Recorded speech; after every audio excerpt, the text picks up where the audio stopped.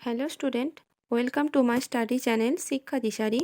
আজ আমরা 11-এর নিউট্রিশনের পুষ্টিতে ভিটামিনের যে এমসিকিউগুলো করছিলাম। তো এমসিকিউ ছাড়াও যেখানে ওয়ান লাইনার যে কোয়েশ্চেনগুলো আছে বা 2 নাম্বারের কোয়েশ্চেনগুলো আছে সেগুলো দেখো আলোচনা করে নেব। আগের ভিডিওতে কিন্তু আমি কোয়েশ্চেন নাম্বার 9 পর্যন্ত অলরেডি আলোচনা করে দিয়েছি। তো এখন করব আমি কোয়েশ্চেন নাম্বার 10 থেকে। দেখো প্রথম কোয়েশ্চেন কি আছে, অ্যান্টি র্যাকাইটিক ভিটামিন কোনটি, কেন এরূপ বলা হয়? যে অ্যান্টি র্যাকাইটিক ভিটামিন আমি কিন্তু আগে বলে দিয়েছি যে ভিটামিন ডিকে বলা হয়। তো আবারও কোয়েশ্চেনটা দিয়েছি, তার মানে এটা কিন্তু ভেরি ভেরি ইম্পর্টেন্ট একটি কোয়েশ্চেন। তাহলে vitamin decay anti rachitic vitamin বলা হয়। কেন বলা হয়? ভিটামিন ডি অস্থির বৃদ্ধিতে সাহায্য করে এবং রিকেট রোগ প্রতিরোধ করার ক্ষমতা রাখে, তাই একে অ্যান্টি র্যাকাইটিক ভিটামিন বলা হয়। তাহলে ভিটামিন ডি যেহেতু রিকেট রোগ প্রতিরোধ করে, তাই vitamin decay anti rachitic vitamin বলা হয়। ঠিক আছে, তারপরে নেক্সট কোয়েশ্চেন দেখো, অস্টিওপোরোসিস কী? অস্টিওপোরোসিস আমি যখন চ্যাপ্টারটা আলোচনা করছিলাম তখন বলে দিয়েছি, তাও এখানে কোয়েশ্চেনটা আরেকবার দিয়েছে, যখন একটু দেখে নাও। অস্টিওপোরোসিস কী? এই রোগে হাড় দুর্বল ও ভঙ্গুর হয় এবং সামান্য আঘাতেই ভেঙে যায়। এটা কিন্তু ভিটামিন ডি এর অভাবে এই রোগটি হয়। সামান্য আঘাতের ফলে হাড়ে ফাটল দেখা দেয়। এটি বৃদ্ধদের রোগ। পুরুষের তুলনায় মেয়েদের মধ্যে এই রোগ দেখা যায়। সাধারণত 40 বছর বয়সের পর যখন ঋতুস্রাব বন্ধ হয়ে যায়, তখনই মেয়েদের মধ্যে এই রোগ দেখা যায়। অস্টিওম্যালেশিয়ার মতো এই রোগে রক্তের ক্যালসিয়াম এবং ফসফরাসের পরিমাণ হ্রাস পায় না এবং ভিটামিন ডি খাওয়ালে এই রোগ থেকে মুক্তি পাওয়া যায় না। তাহলে অস্টিওপোরোসিস কী? তাহলে এই রোগেতে হাড়টা দুর্বল হয়ে যায় এবং ভঙ্গুর হয়ে যায়, এবং যদি অল্প ঠোকা লাগে বা আঘাত লাগে তাহলে কিন্তু এটা ভেঙে যায় এবং হাড় বা ফাটল দেখা দেয়। এটা কিন্তু বিশেষ করে মহিলাদের মধ্যে দেখা যায়, যারা মহিলা বৃদ্ধা হয় তাদের কিন্তু এটা দেখা যায়, বিশেষ করে 40 বছর বয়সের পর দেখা যায়। ঠিক আছে, তারপর দেখো নেক্সট কোশ্চেন, ভিটামিন ডি এর প্রাণীজ উৎসগুলি কী কী? ভিটামিন ডি এর প্রাণীজ উৎসগুলি হলো হ্যালিবার্ট লিভার অয়েল। হ্যালিবার্ট লিভার অয়েল দেখো বলে দিয়েছে কত, 500 থেকে 10,000 ইজি পার 100 গ্রাম। তারপরে দেখো কড লিভার অয়েল 200 থেকে 750 মাইক্রোগ্রাম পার 100 গ্রাম। শার্ক লিভার অয়েল 30 থেকে 100 মাইক্রোগ্রাম পার 100 গ্রাম। ডিমের কুসুম কত, 3 to 4 মাইক্রোগ্রাম পার 100 গ্রাম। তাহলে ভিটামিন ডি এর প্রাণীজ উৎসগুলো কিন্তু বলে দিলাম, অস্টিওপোরোসিস বলে দিয়েছি। নেক্সট কোয়েশ্চেন দেখো, রিকেট রোসারি। রিকেট রোসারিটাকে, এটা কিন্তু একটি রিকেট রোগেরই একটি লক্ষণ। রিকেট রোসারি দেখো, ভিটামিন ডি এর অভাবে অস্থিতে ক্যালসিয়াম লবণের সঞ্চয় কম হয় এবং ত্রুটিপূর্ণ অস্থি গঠন হয়, ফলে শিশুদের রিকেট রোগ দেখা যায়। এই রোগে বুকের মাঝ বরাবর স্টারনামের দুই পাশে কতগুলি দানার মতো গুটি গুটি সৃষ্টি হয়, এগুলিকে রিকেট রোসারি বলা হয়।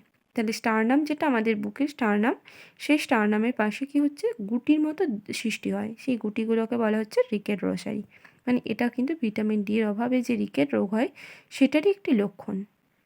তারপর দেখো নেক্সট কোয়েশ্চেন কী আছে, হ্যারিসন সালকাস বলতে কী বোঝো?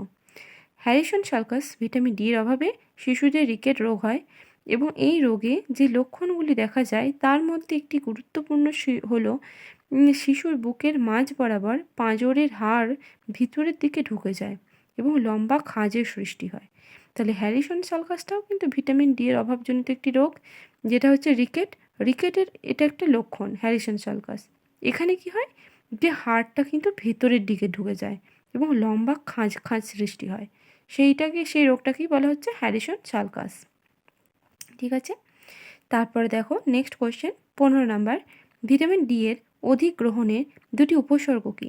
ভিটামিন ডি তো আমরা যদি কম গ্রহণ করি তাহলে কি কি রোগ হয় সেটা দেখতে পেলাম, যেমন রিকেট, অস্টিওম্যালেশিয়া, অস্টিওপোরোসিস, এই রোগগুলো হলো। কিন্তু ভিটামিন ডি যদি অধিক গ্রহণ করি তাহলেও তো রোগ দেখা যায়। তাহলে কি রোগ দেখা যায় দেখো, অধিক পরিমাণ ভিটামিন ডি গ্রহণের বিষক্রিয়া, তন্দ্রাচ্ছন্নতা, মাথা ধরা, বমি বমি ভাব, ক্ষুধামান্দ্য, রক্তচাপ বৃদ্ধি, বৃক্কে পাথরের মতো রোগ দেখা দিতে পারে। ঠিক আছে, এটা কিন্তু ক্যালসিয়ামও যদি অধিক পরিমাণে গ্রহণ করি তখনও কিন্তু সেম ডিজিজগুলো দেখা যাবে। নেক্সট কোয়েশ্চেন দেখো কি আছে, অ্যান্টিস্টেরিলিটি ভিটামিন কোনটি, কেন এরূপ বলা হয়ে থাকে? আচ্ছা, অ্যান্টিস্টেরিলিটি বলা হয় ভিটামিন ইকে। ভিটামিন ইকে অ্যান্টিস্টেরিলিটি বা বন্ধ্যাত্ব প্রতিরোধী ভিটামিন বলা হয়। এই ভিটামিন প্রাণীদের স্বাভাবিক প্রজনন ক্ষমতা বজায় রেখে বন্ধ্যাত্ব প্রতিরোধ করে, তাই এটিকে অ্যান্টিস্টেরিলিটি ভিটামিন বলা হয়। ঠিক আছে, তারপর কোশ্চেন দেখো 17 নম্বর, ভিটামিন ই এর উদ্ভিজ্জ উৎসগুলি কী কী? ভিটামিন ই এর উদ্ভিজ্জ উৎস হচ্ছে গম বীজের তেল, 143 মিলিগ্রাম পার 100 গ্রাম। 100 গ্রাম মধ্যে কতটা পরিমাণ আছে? 143 মিলিগ্রাম। তুষের তেল 100 গ্রামের মধ্যে আছে 58 মিলিগ্রাম। তুলা বীজের তেল আছে 100 গ্রামের মধ্যে আছে কত? 47 মিলিগ্রাম। তাহলে ভিটামিন এর উদ্ভিজ্জ উৎসগুলো দেখতে পেলে গম বীজের তেল, তুষের তেল, তুলো বীজের তেল, এগুলোতে বেশি পরিমাণে ভিটামিন ই পাওয়া যায়। 17 নম্বর হলো। নেক্সট কোশ্চেন হচ্ছে 18। আচ্ছা, আরও কিছু উদাহরণ আছে, যেমন পাম তেল 30 মিলিগ্রাম পার 100 গ্রাম। এছাড়া অন্যান্য উদ্ভিজ্জ উৎসগুলি কী কী? লেটুস শাক, আলফালফা শাক, অঙ্কুরিত ছোলা, এগুলো। ঠিক আছে, তারপর দেখো নেক্সট কোশ্চেন 18 নম্বর, শিশু এবং প্রাপ্তবয়স্কদের ভিটামিন ই এর দৈনিক চাহিদা কত? শিশুদের ভিটামিন ই এর দৈনিক চাহিদা 5 to 10 মিলিগ্রাম এবং প্রাপ্তবয়স্কদের ক্ষেত্রে এটা হচ্ছে 25 to 30 মিলিগ্রাম। শিশুদেরটা কম এবং প্রাপ্তবয়স্কদেরটা অবভিয়াসলি বেশিই হবে। তারপরে দেখো কোশ্চেন নাম্বার 19, পেলেগ্রাকে 3টি রোগের অসুখ বলা হয় কেন? 3D disease. 3D ডিজিজ কেন বলা হচ্ছে? এটাকে 4D ডিজিজও বলা হয় অনেক সময়। তো এটাকে কেন, পেলেগ্রাকে কেন বলা হচ্ছে? দেখো, পেলেগ্রা রোগের প্রধান লক্ষণ হলো, প্রথম ডিটা হচ্ছে কি ডার্মাটাইটিস মানে চর্মরোগ, তারপর ডিটা হচ্ছে ডায়রিয়া বা পেটের রোগ, তারপর ডিটা হচ্ছে ডিমেনশিয়া বা মানসিক অবসাদ। এই কারণে পেলেগ্রাকে 3টি ডি এর অসুখ বলা হয়। কিন্তু আরেকটা ডিজিজও বলা হয় যেটা 4D বলা হয়, এবং লাস্টের স্টেজটা হচ্ছে কি ডেথ মানে মৃত্যু। তো এটা 4টে হলে এটাকে বলা হচ্ছে 4D ডিজিজ। যেহেতু এখানে 3D ডিজিজ আছে, তো লাস্টে ডেথটা এখানে বলা দেওয়া নেই। আচ্ছা, এই যে পেলেগ্রাকে 3D এর অসুখ কেন বলা হয়, এটা কিন্তু এই চ্যাপ্টারের কোশ্চেন নয়, এটা কিন্তু নেক্সট চ্যাপ্টারে তোমরা এই কোশ্চেনটা পাবে। কারণ পেলেগ্রা তো ভিটামিন বি এর অভাবজনিত রোগ, B3 অভাবজনিত রোগ। তাহলে এটা তো এই চ্যাপ্টারের কোশ্চেন নয়, এটা জলের দ্রব্য যে ভিটামিনগুলো আছে সেখানে এই কোশ্চেনটা কিন্তু তোমরা আবার পাবে। ঠিক আছে, তাও এখানে আমি একটু বলে দিলাম কারণ এখানে আছে বলে। ঠিক আছে, তারপরে কোশ্চেনটা দেখো 20, কোশ্চেন নাম্বার 20, ভিটামিন ডি এর দুটি কাজ কি? ভিটামিন ডি অস্থির পুষ্টি ও বৃদ্ধিতে সহায়তা করে। 2 নাম্বার কি? ভিটামিন ডি অন্ত্র থেকে ক্যালসিয়াম ও ফসফরাস শোষণে সহায়তা করে। ঠিক আছে, এরপর দেখো কোশ্চেন নাম্বার 21, ভিটামিন ডি এর অভাবে কী কী রোগ হয়? এটা তোমরা এতক্ষণে অবশ্যই সবাই বলতে পারবে যে ভিটামিন ডির অভাবে কী কী রোগ হয়। রিকেট, অস্টিওম্যালেশিয়া প্রাপ্তবয়স্কদের ক্ষেত্রে, এবং বৃদ্ধ ও বৃদ্ধাদের ক্ষেত্রে অস্টিওপোরোসিস।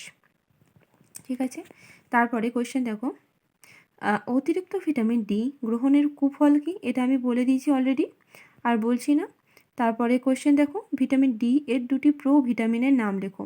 একটা হচ্ছে আর্গোস্টেরল আর একটা 7-ডিহাইড্রোকোলেস্টেরল। এটাও আমি আগে বলে দিয়েছি, আগের ভিডিওতে কিন্তু এটাও, এই কোশ্চেনটারও অ্যান্সার দেওয়া আছে।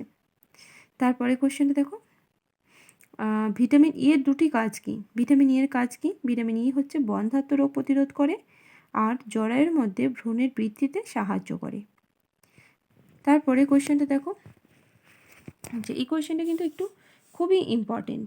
রক্তের ওপর ভিটামিন ই এর ভূমিকা কী? লোহিত রক্তকণিকার হিমোলাইসিসে বাধা দেয়, রক্তে গ্লুকোজের পরিমাণ কমাতে সাহায্য করে, রক্তে কোলেস্টেরলের পরিমাণ কমাতে সাহায্য করে, হৃৎপিণ্ড ও ধমনীকে প্রভাবিত করে, রক্তের উচ্চ চাপ কমায়। তাহলে এগুলো হচ্ছে ভিটামিন ই এর ভূমিকা কিসের ওপর? রক্তের ওপর। নেক্সট কোয়েশ্চেন দেখো কি আছে,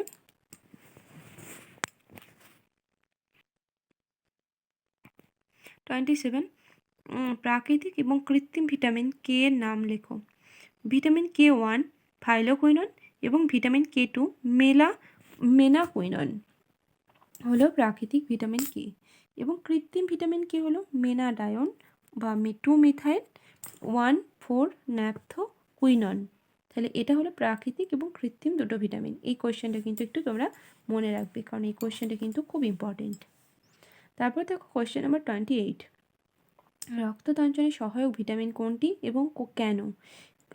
রক্ততঞ্চন ভিটামিন কে হলো রক্ততঞ্চনের সহায়ক ভিটামিন। এই কোশ্চেনটা কিন্তু খুব ইম্পর্টেন্ট একটি কোশ্চেন, যে কোন ভিটামিন রক্ততঞ্চনে সাহায্য করে এবং কেন। ভিটামিন কে দেখো রক্ততঞ্চনে সহায়ক ভিটামিন। এই ভিটামিন যকৃতে রক্ততঞ্চনকারী উপাদান প্রোথ্রম্বিন ও প্রোকনভার্টিন ফ্যাক্টর 8 এর সংশ্লেষণে সাহায্য করে এবং যকৃৎ থেকে এই দুটি উপাদানের নিঃসরণেও ভিটামিন কে এর ভূমিকা পালন করে। তাই এই ভিটামিনকে রক্ততঞ্চনের সহায়ক ভিটামিন বলা হয়। বোঝা গেল কোশ্চেনটা? এটি কী করে, যকৃতে রক্ততঞ্চনকারী যে উপাদান প্রোথ্রম্বিন এবং কনভার্টিন এই দুটোকে সংশ্লেষ করে এবং যকৃৎ থেকে দুটি উপাদানের নিঃসরণেও ভিটামিন কে কিন্তু একটি গুরুত্বপূর্ণ ভূমিকা পালন করে। তাই এই ভিটামিনটা রক্ততঞ্চনের সহায়ক ভিটামিন বলা হয়। ঠিক আছে, তাহলে এই কোশ্চেনটা কিন্তু ইম্পর্টেন্ট, তোমরা পেয়ে গেলে।